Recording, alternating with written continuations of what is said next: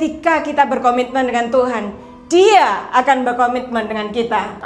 Ini peperangan yang baru, saudara. Walaupun gunung itu, you see, bisa dilihat hasilnya. Ya. And how shall they preach unless they are sent? As it is written, how beautiful are the feet of those who preach the gospel of peace, who bring glad tidings of good things. Shalom. Shalom, ya. Hari ini saya ingin membawakan judul I am a testimony. Coba katakan pada kanan kirinya, I am a testimony. Ya, artinya aku adalah kesaksian. Bagaimana kita bisa menjadi kesaksian dalam hidup ini? Kita nggak usah berpanjang-panjang, langsung saja kita mulai.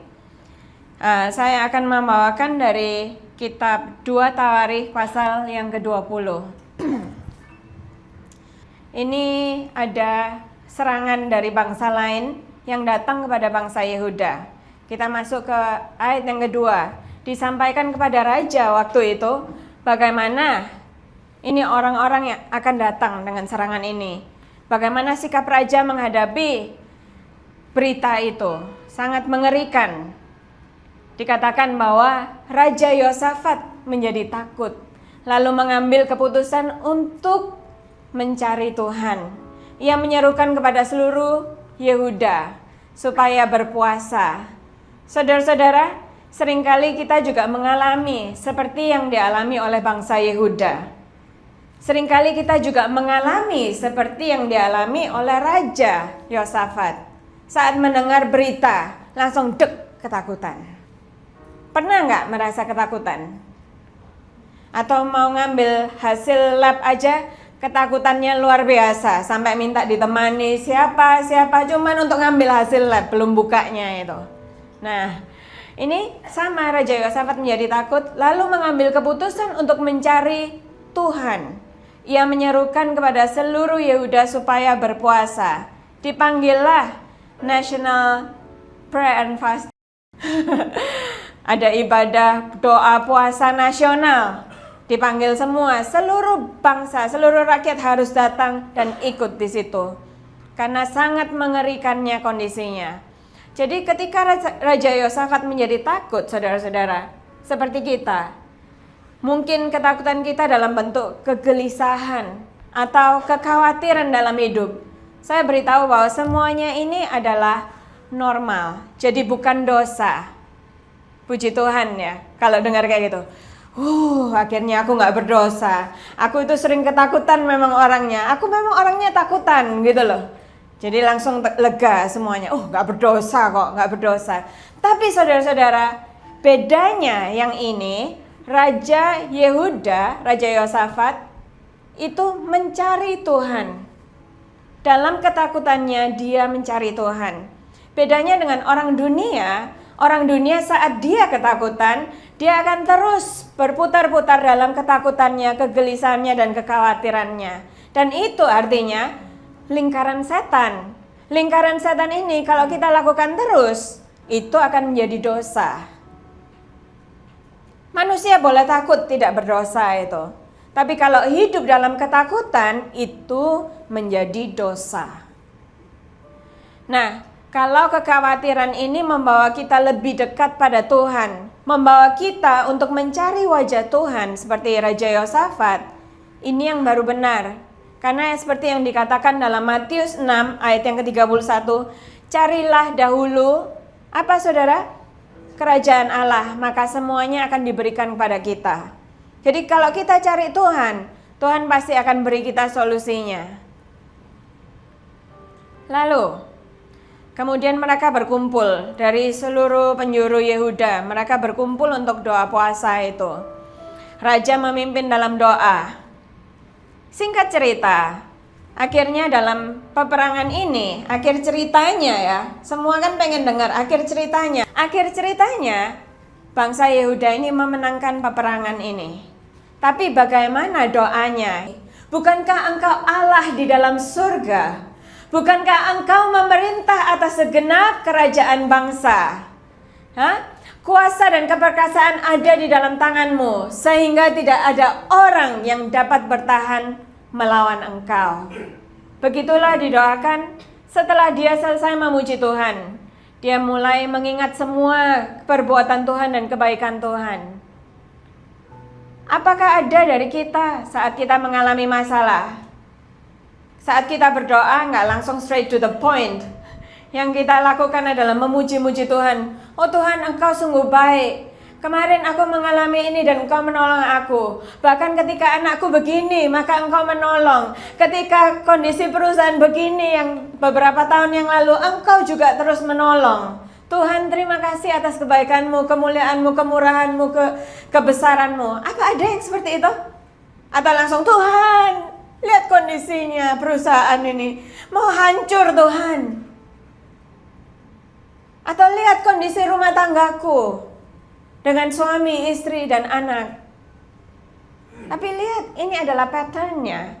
Sama, mirip dengan doa Bapa kami yang diajarkan oleh Tuhan Yesus, dimulai dengan Bapa kami yang ada di surga, dimuliakanlah namamu di bumi seperti di surga. Dimulai dengan pujian dan kemudian mengingat semua perbuatan Tuhan. Bukankah Engkau Allah kami yang menghalau penduduk tanah ini dari depan umatmu Israel dan memberikannya kepada keturunan Abraham sahabatmu itu untuk selama-lamanya? Mulai diingat lagi. Lalu mereka mendiami tanah itu Tuhan dan mendirikan bagimu tempat kudus untuk namamu.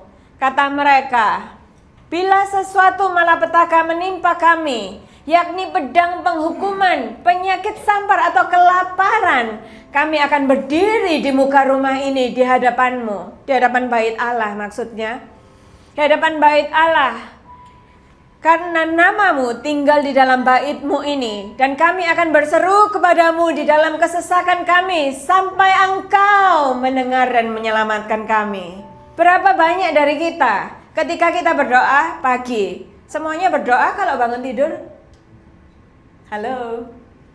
Ada yang berdoa kalau bangun tidur? Gitu aja lah, nggak usah siapa yang nggak berdoa. Udah yang nggak berdoa tangannya di bawah aja. Kalau pagi kita berdoa, buru-buru atau nggak? Bahkan sambil gosok gigi sambil berdoa, Tuhan tolong nanti angkat kerja ini supaya kayak gitu. Atau menyediakan waktu untuk berdoa. Siapa yang berdoa? Masih menyediakan waktu lagi untuk baca Alkitab, untuk tahu suara Tuhan. Apa sih jawaban Tuhan? Saya ngobrol nggak sih ini sama orang di sini? Halo? Saya dapat jawaban, saya dengar loh ada yang seperti itu. Saudara-saudara, bagaimana Anda bisa berkata bahwa Anda punya hubungan dengan Tuhan ketika tiap kali Anda bicara pada Tuhan nggak pernah dengar jawaban, langsung berdiri, langsung berangkat? Kalau kita pamitan sama orang, Pak, Ma, berangkat dulu ya. Ya, pergi. Kalau nggak dengar, aduh tadi kan aku udah bilang aku mau pergi ya kan. Ya, bye. Gitu kan? Ya benar ya. Didatengin sampai dijawab, ya oke, God bless you, God be with you gitu. Ya, begitulah manusia. Seringkali berdoa tidak mengharapkan jawaban dari Tuhan.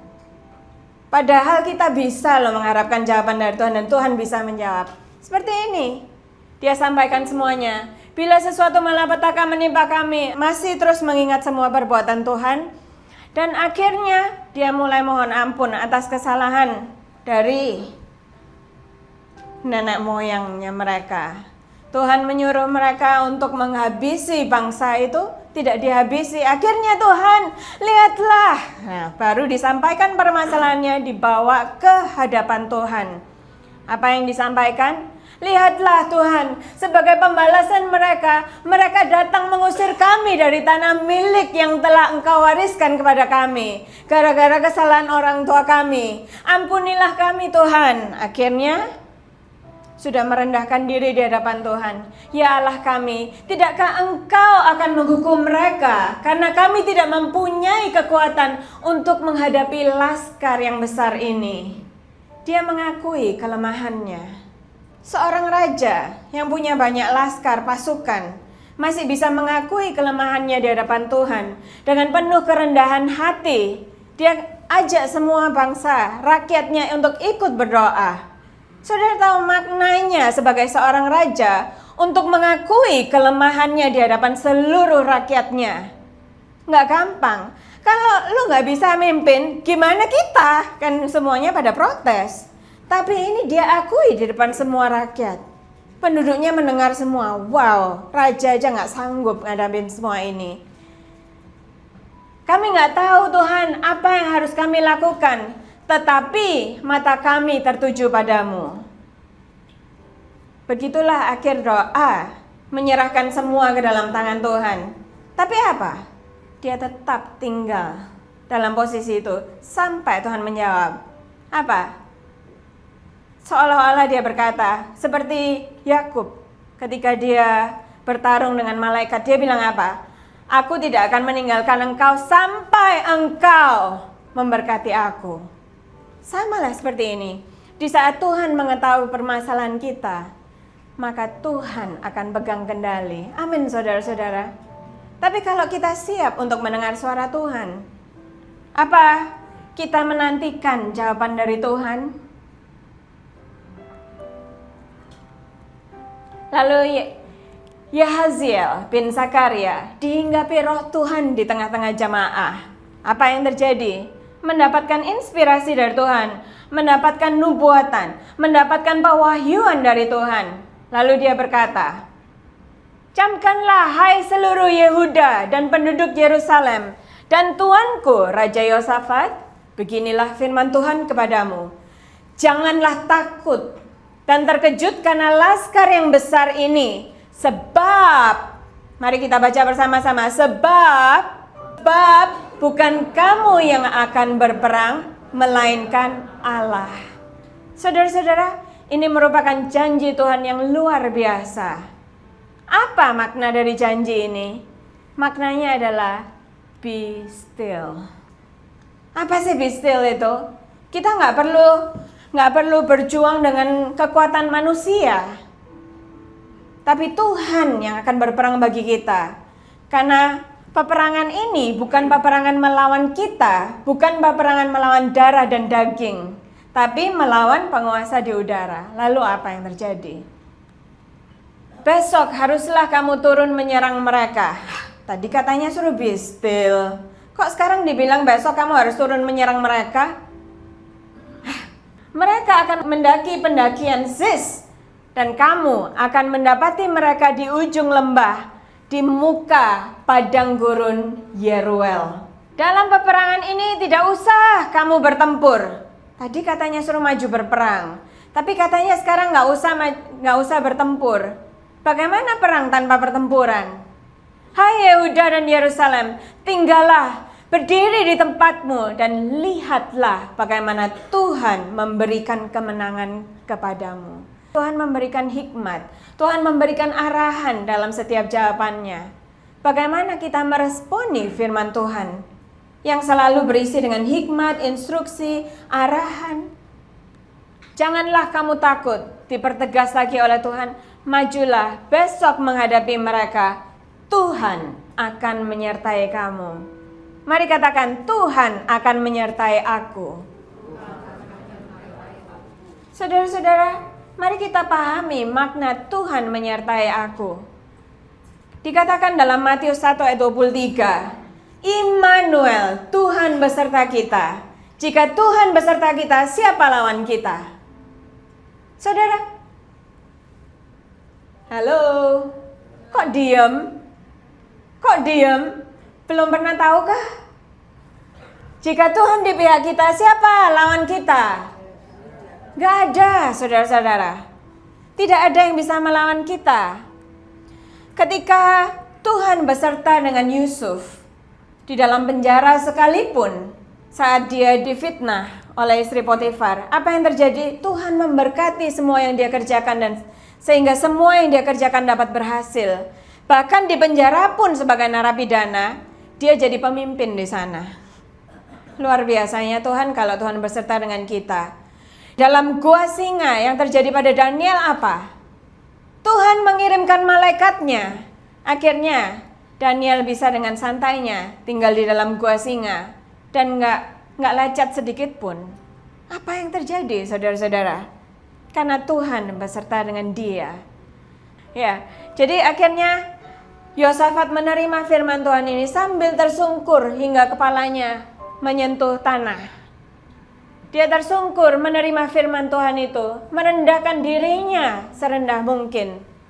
Dan seluruh bangsa Yehuda juga mengikuti dia. Menyembah Tuhan yang hidup, yang sudah memberikan jawaban. Bukannya mulai menantang, Tuhan gimana sih? Katanya tadi disuruh berperang, tapi kok nggak masuk akal, katanya saya disuruh diam saja. Bagaimana itu? Enggak. Tapi dengan penuh keyakinan akhirnya, kemudian orang Lewi dan Bani Kehat dan Bani Korah bangkit berdiri untuk menyanyikan puji-pujian bagi Tuhan, Allah Israel, dengan suara yang sangat nyaring. Saudara-saudara, seringkali kita mengalami masalah dalam hidup ini. Masalah apa yang menimpa Anda? Saya nggak tahu. Semua orang punya masalah yang berbeda-beda. Tapi satu hal yang pasti, semua orang berdoa. Benar ya? Tiap ada masalah kita berdoa, Tuhan tolong selesaikan masalah ini, saya stres. Tuhan tolong sediakan uang untuk membayar. Tuhan tolong anak saya tidak bisa diatur. Tuhan tolong ininya begini. Tuhan tolong. Masalah macam-macam, saudara. Tapi ketika kita sudah berdoa dan kita menyadari kok nggak ada jawabannya ya. Sering nggak merasa gitu? Pasti sering. Sering sudah berdoa, kok jawabannya nggak kunjung datang. Ketika kita merasakan, kenapa sih saya berdoa sudah sekian tahun, tapi jawabannya nggak kunjung datang. Ingat, kalau Tuhan tidak singkirkan permasalahan itu dalam hidup kita, artinya Tuhan akan memberikan kasih karunia, anugerah untuk melalui semuanya itu. Dan Tuhan berjanji, Dia akan bersama kita dalam permasalahan itu. Amin, saudara.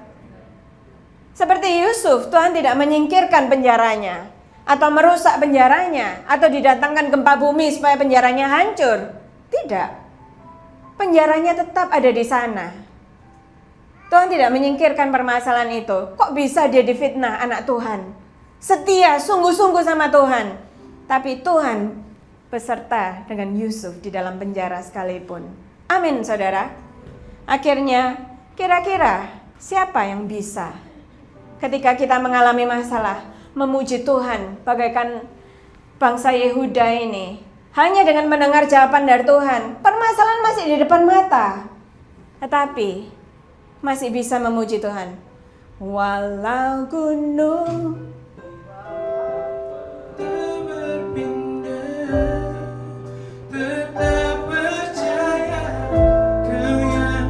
Mari kita bangkit berdiri.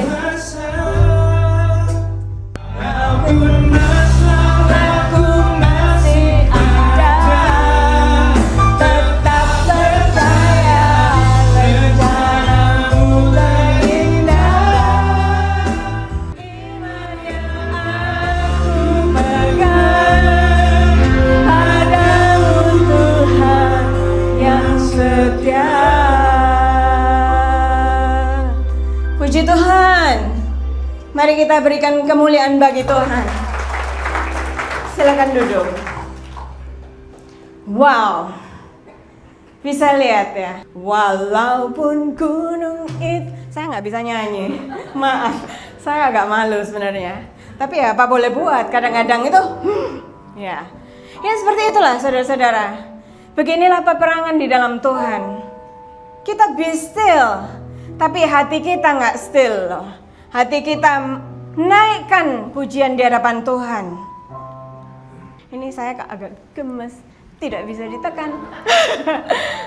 Ini peperangan yang baru ada. Walaupun gunung itu, you see, bisa dilihat hasilnya. Ya, keesokan harinya, pagi-pagi, mereka maju menuju padang gurun Tekoa.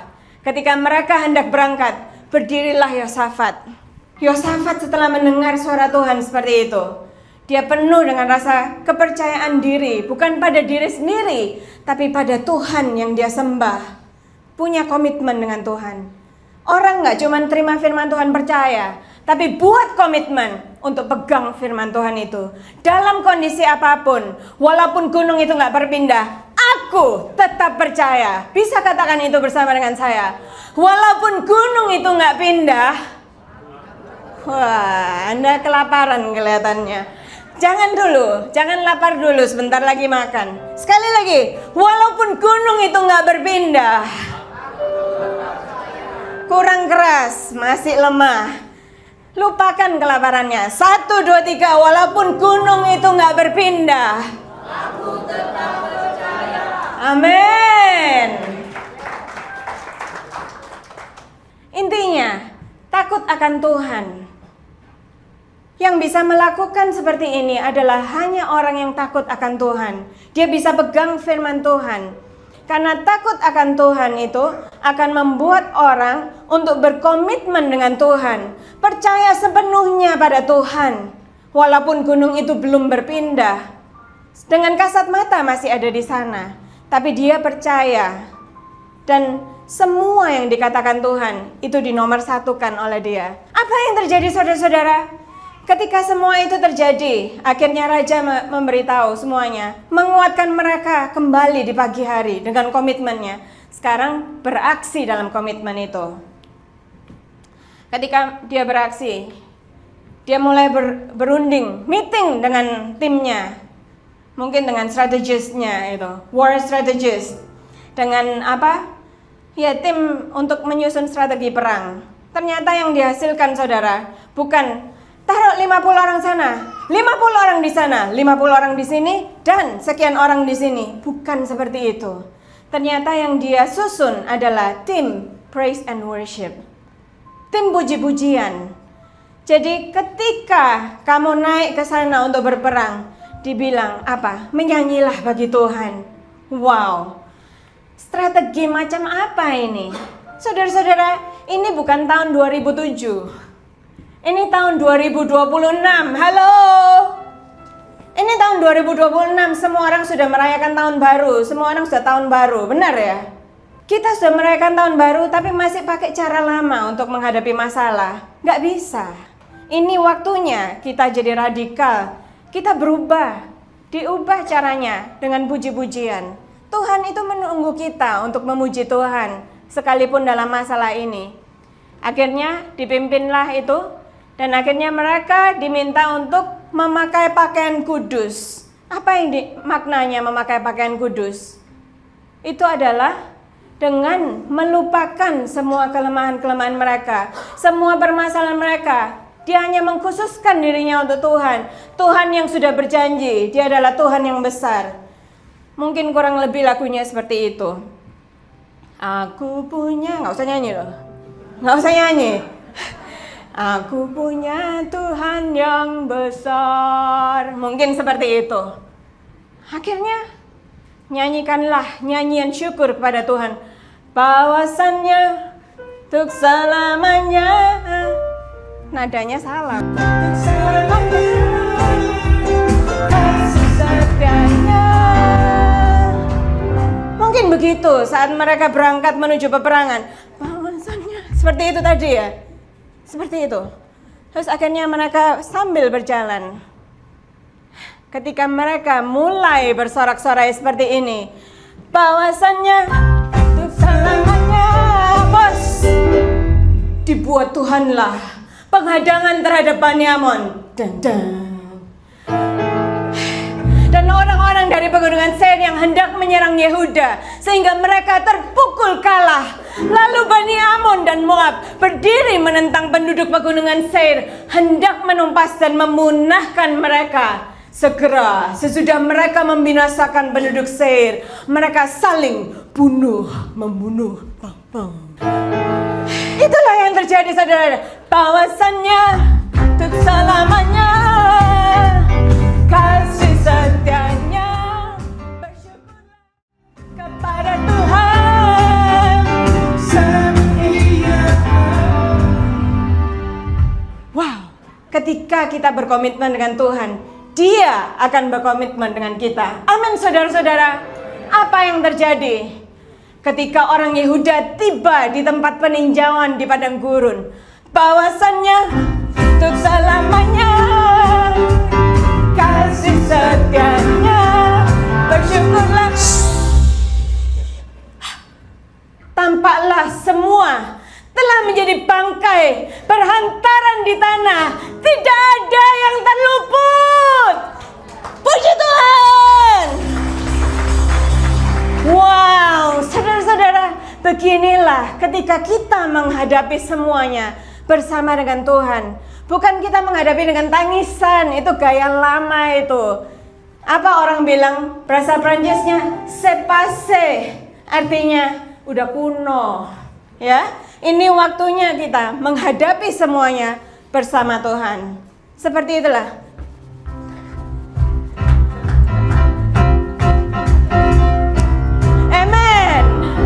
Seperti itulah, jangan kita patah semangat. Mereka yang patah semangat adalah orang yang tidak takut akan Tuhan. Karena kalau tahu kita nggak punya pengharapan, kita akan patah semangat. Tamat sudah. Bukan begitu kalau bersama Tuhan. Melihat semua yang berhantaran di tanah. Apa sebenarnya saudara-saudara? Jawab loh ya, tadi ketawanya semangat. Waktu nyanyi semangat. Giliran jawab semangat juga ya. Apa yang dilakukan Raja Yosafat dan rakyatnya hingga semua ini terjadi? Apa? Be still. Katakan pada kanan kirinya, be still. Wow, itulah kehebatannya kalau kita be still. Karena kita akan melihat Tuhan. Dan akhirnya mereka pulang kampung, saudara-saudara, setelah yang disebut perang itu tadi. Bukannya pulang ke rumah untuk tidur. Biasanya kita kalau sudah dapat cuan besar, dapat untung besar, terus menang tender, atau bisnisnya jadi wow, atau habis ngelakuin barang banyak, atau mungkin macam-macam lah. Anaknya sembuh, anaknya juara 1, langsung pulang rumah. Akhirnya aku bisa istirahat. Bukan, dia kembali ke rumah Tuhan. Untuk apa? Berterima kasih pada Tuhan. Inilah attitude-nya kita sebagai anak Tuhan. Supaya kita bisa disebut, I am a testimony. Amin, saudara-saudara. Berapa banyak dari kita yang ingin hidup berkemenangan. Menjadi kesaksian dalam hidup kita. Amin. Ingatlah ketika semuanya itu sudah berakhir. Bukan kita yang kuat. Soalnya aku tuh nyanyi loh. Waktu aku mengalami masalah itu aku bilang, tolong pesannya, Pak. Belum waktunya. Waktunya sudah mau habis ini loh. Ya, jadi waktu itu aku gini terus tuh. Makanya, mulai dia. Akhirnya gara-gara itu, makanya aku berhasil. Bukan itu. Bukan karena kita yang kuat yang gini-gini terus, tapi karena Tuhan pegang kendali. Amin, saudara. Ingat, dalam setiap permasalahan kita ada satu yang dahsyat, dia pegang kendali. Kalau kita mau berkomitmen dengan Tuhan.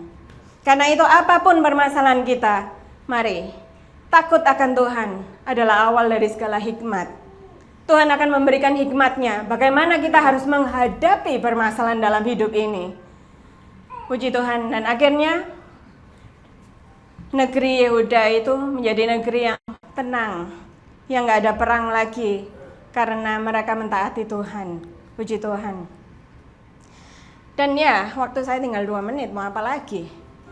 Kita baca aja ayatnya bersama-sama, ini ayat penutupnya. Baca ayat ini sambil dalam hatinya itu seperti dibaca seperti itu, karena ini adalah janji Tuhan bagi kita semua. Engkaulah Rajaku dan Allahku yang memerintahkan kemenangan bagi Yakub. Dengan Engkaulah kami menanduk para lawan kami. Dengan namamu lah kami menginjak-injak orang-orang yang bangkit menyerang kami. Sebab bukan kepada panahku aku percaya, dan pedangku pun tidak memberi aku kemenangan, tetapi Engkaulah yang memberi kami kemenangan terhadap para lawan kami dan orang-orang yang membenci kami. Kau beri malu. Amin, saudara. Amin, saudara. Saudara, pegang firman Tuhan ini, pulang dan hiduplah berkemenangan. Miliki hidup yang berkemenangan, dan biar orang memanggil kita, you are a testimony. Biar semua orang bilang, aku selalu suka dengan kesaksian hidupmu. memang Tuhan beserta dengan kamu. Di Alkitab ini diceritakan bagaimana Tuhan beserta dengan tokoh-tokoh Alkitab ini. Siapa yang akan menceritakan tentang kita suatu hari nanti? Bahwa memang Tuhan beserta dengan kita. Siapa? Mari kita bangun cerita itu mulai hari ini dalam nama Yesus Kristus. Amin. Saya suatu hari sedang mempersiapkan untuk pelayanan. Saudara, saat saya mempersiapkan pelayanan itu sudah mungkin lewat jam 2 pagi ya. Tiba-tiba saya itu terlalu capek, akhirnya saya tutup mata sebentar gitu. Tahu-tahu begitu bangun, saya kesakitan. Saya bingung, saya nggak pernah ngalamin ini sebelumnya. Urat saya itu di bagian sini seperti dikasih karet gelang yang kecil sekali. Bayangkan sakitnya bagaimana. Sampai seolah-olah darahnya berhenti. Wah, saya sampai, Tuhan tolong saya. Tuhan tolong saya. Saya bilang kayak gitu. Di detik itu saya menyadari ini adalah suatu serangan. Ini adalah suatu serangan karena baru aja waktu itu sebelum saya tutup mata, saya dapat sebuah ayat untuk doa. Dan saya bilang, ini ayat yang luar biasa. Terima kasih Tuhan, saya pegang ayat itu. Langsung saya diserang. Mau dibuat apa saudara? Akhirnya sakitnya menjalar ke sini. Mati rasa. Sampai sini, 1, 2, 3, mati rasa. Saudara tahu kan apa itu? Ada yang tahu? Ada yang tahu? Gejala apa itu? Jangan keras-keras. Saya kan jadi nggak enak gitu loh. Itu gejala itu loh saudara-saudara. Saya nggak ingin mengagungkan permasalahannya. Itulah yang terjadi. Tapi di detik itu saya bilang sama Tuhan, Tuhan, kalau Engkau yang sudah memanggil saya, ini doa saya. Kalau memang Engkau sudah memanggil saya, dengan atau tanpa ini, saya akan tetap melayani Engkau. Komitmen saudara-saudara. Siapa yang siap untuk buat komitmen? Akhirnya singkat cerita, itu mulai jam 4 pagi sakitnya itu. Sampai 5:30 saya akhirnya harus kasih tahu mama saya. Ini loh yang terjadi. Biasanya nomor 1 mama saya, ayo kita berangkat ke dokter. Tapi hari itu saya bilang, Ma, saya nggak sakit loh ya. Saya nggak sakit, ini bukan penyakit. Tapi ini adalah serangan. Dia bilang, kalau memang ini adalah serangan, yuk kita berdoa bersama. Akhirnya kita berdoa bersama. Sama seperti yang dilakukan ini. Akhirnya apa? Singkat cerita, saya ingin menenangkan mama saya. Ma, sudah, nggak usah khawatir ya. Ini bukan penyakit, tidur aja. Saya juga tidur. Walaupun masih. Tapi anak Tuhan, kalau Tuhan sudah berjanji, jangan lepaskan itu. Saya tidur. Bangun jam 6 pagi.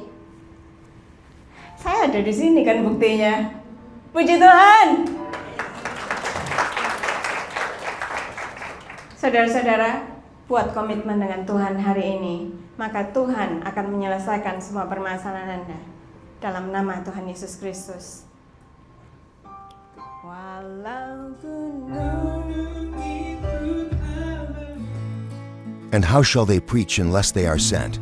As it is written, how beautiful are the feet of those who preach the gospel of peace, who bring glad tidings of good things.